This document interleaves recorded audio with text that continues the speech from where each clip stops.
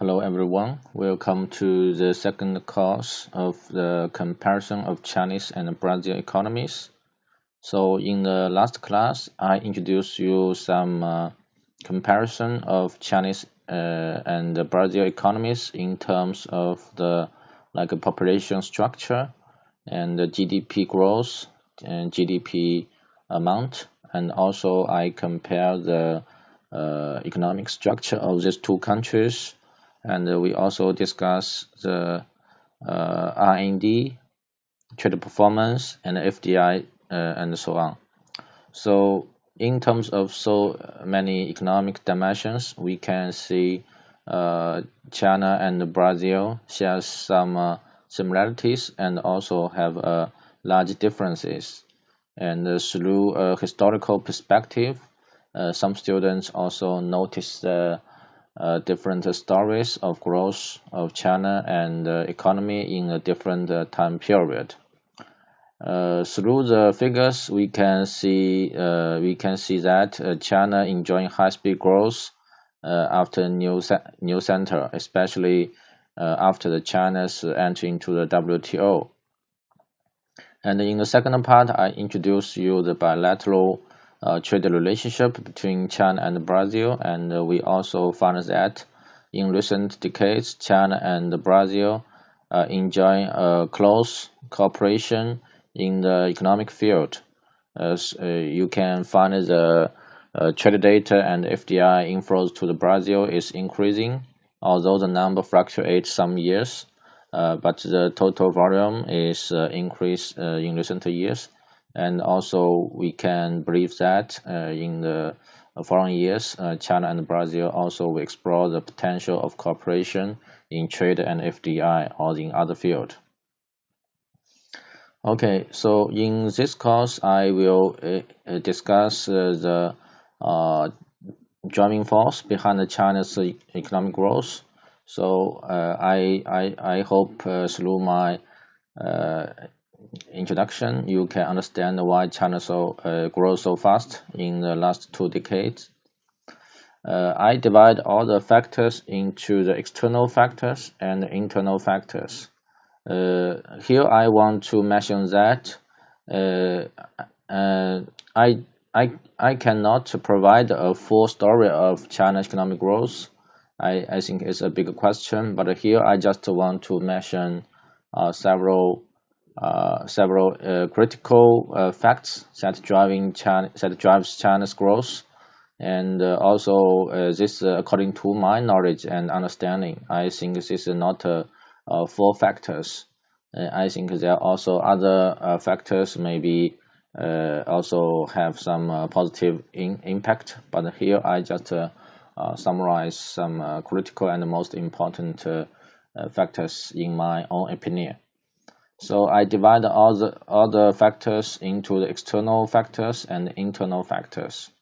For the external factors, I think three of them are most important. The first one is China's reform and open policies follow the trend of the globalization, and China just coincide with the second wave of globalization starting from the early 1980s. So this is very important. The second one, China's accession to the WTO also plays a critical role for China economic growth. So you can find it from the export figures and FDI inflows. You can find all of them starting from the 2001.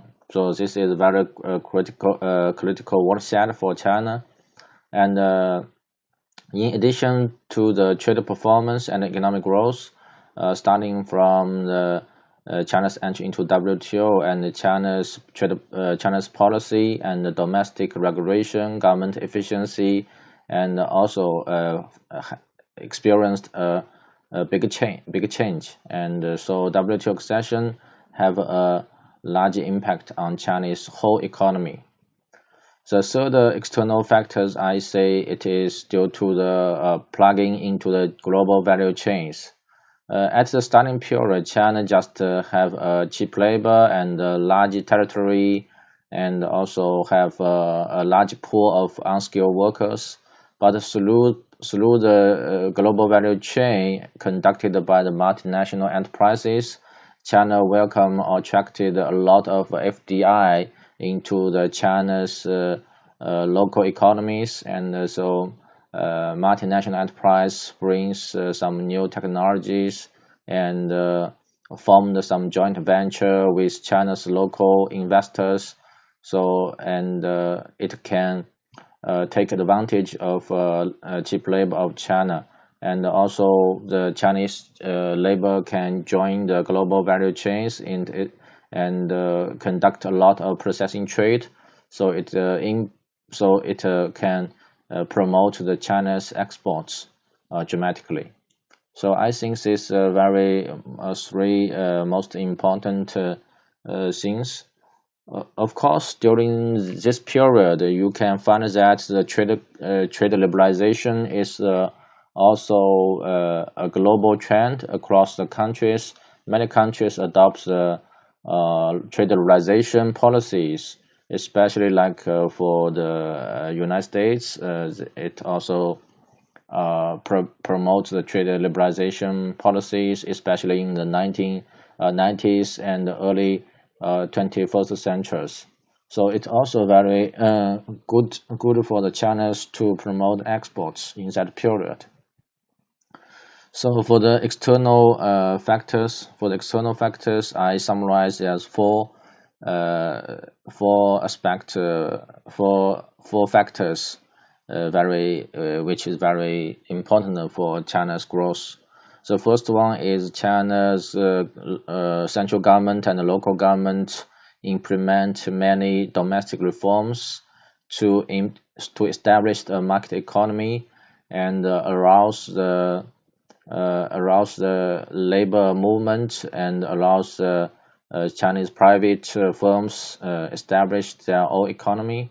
So and also Chinese government allows the regional government have more rights to establish their own policies in considering the local comparative advantages.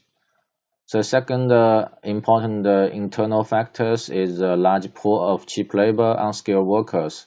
So it makes China have a competitive advantage in the producing the manufacturing goods. So this is also why the multinational enterprise are willing to enter into the China because it have a disciplined and cheap labor.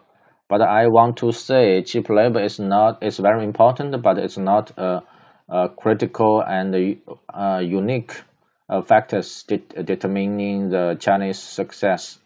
And the third one also plays a very important role in China economic growth, especially Chinese government place a lot of attention to the investment on infrastructure and human capital.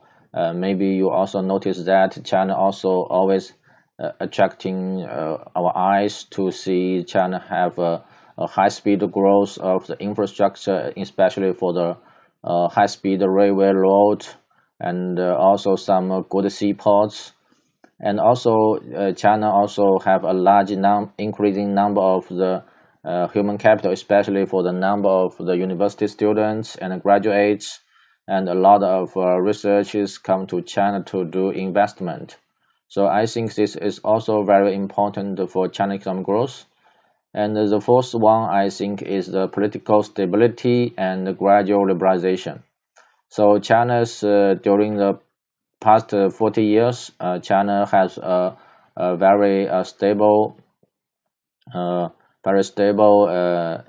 political system, and also they didn't have many conflicts within different entities and or different region. And also China take a gradual liberalization, so it can also keep the domestic stability to make the economic growth have a strong atmosphere. Also may make the foreign enterprise to have a good business environment. So I think it's also very also the very important driving force for China's economic growth.